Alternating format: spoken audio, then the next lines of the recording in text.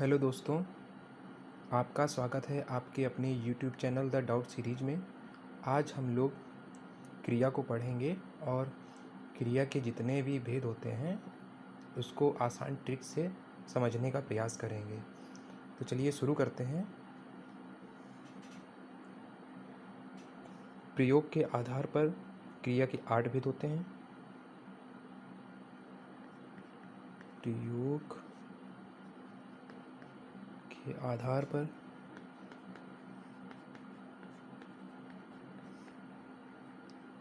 8 भेद होते हैं। तो इसको आसान ट्रिक से कैसे याद कर सकते हैं? आप 2 से 4 बार डेली प्रैक्टिस करेंगे तो आपकी रूटीन में आ जाएगा।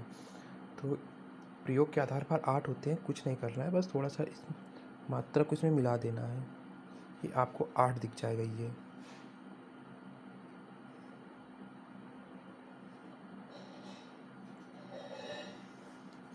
कुछ लोग प्रा को ऐसे भी लिखते हैं, तो वो लोग ऊपर से ऐसे मिला देंगे तो आपको 8 इसमें दिख जाएगा।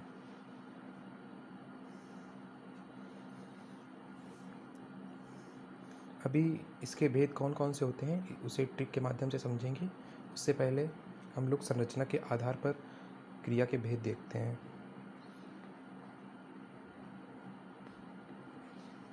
संरचना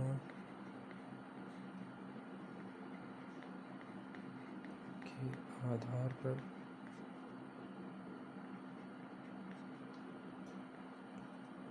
5 भेद होते हैं।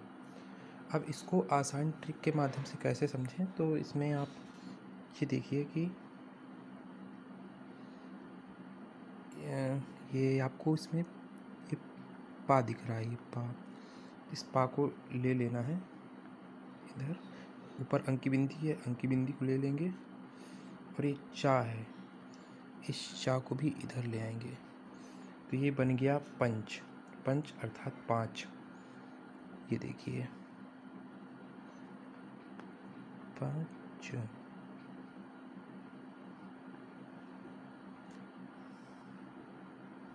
तो उस आधार पे संरचना के 5 भेद हो गए। अब कौन कौन से संरचना के आधार पर भेद हैं तो उसे ट्रिक के माध्यम से समझेंगे।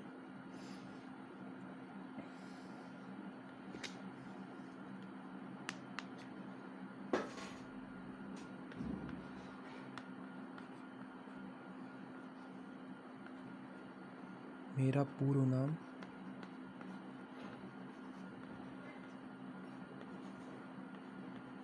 पूर्ण नाम प्रेषक है।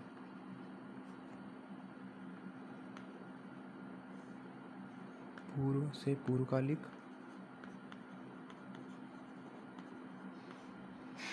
नाम से नाम धातु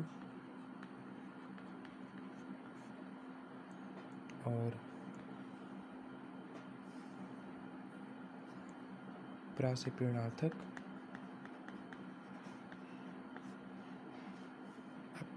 सा से आप इसको सा ये वाला मान लीजिए थोड़ी देर के लिए। संयुक्त। का से कृदंत।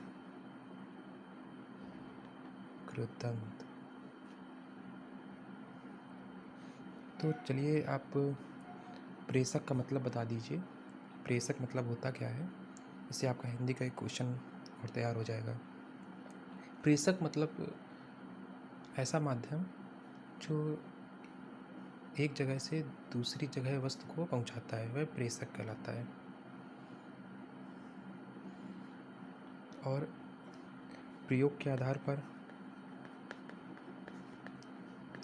8 भेद होते हैं। तो 5 तो ये हो गए, बाकी जो 3 और हैं तो उसमें आपको ये याद रखना है 3S। सजातीय, दूसरा हो गया सामान्य और तीसरा हो गया सजातीय सामान्य सहायक।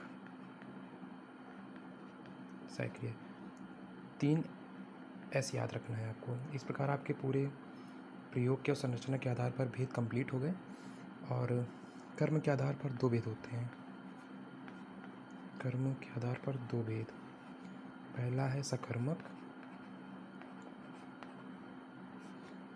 दूसरा है अकर्मक। इसमें कर्म के आधार पर आपको कर्म, अगर थोड़ा सा आपको डाउट हो कि कर्म के आधार पर कौन से होते हैं, सजातीय होते हैं, संयुक्त होते हैं, तो आपको कर्म याद रखना है। ये बीच में जो कर्म के आधार पर पूछेगा उन दोनों में, सकर्मक में और अकर्मक में कर्म आएगा। ठीक है, धन्यवाद।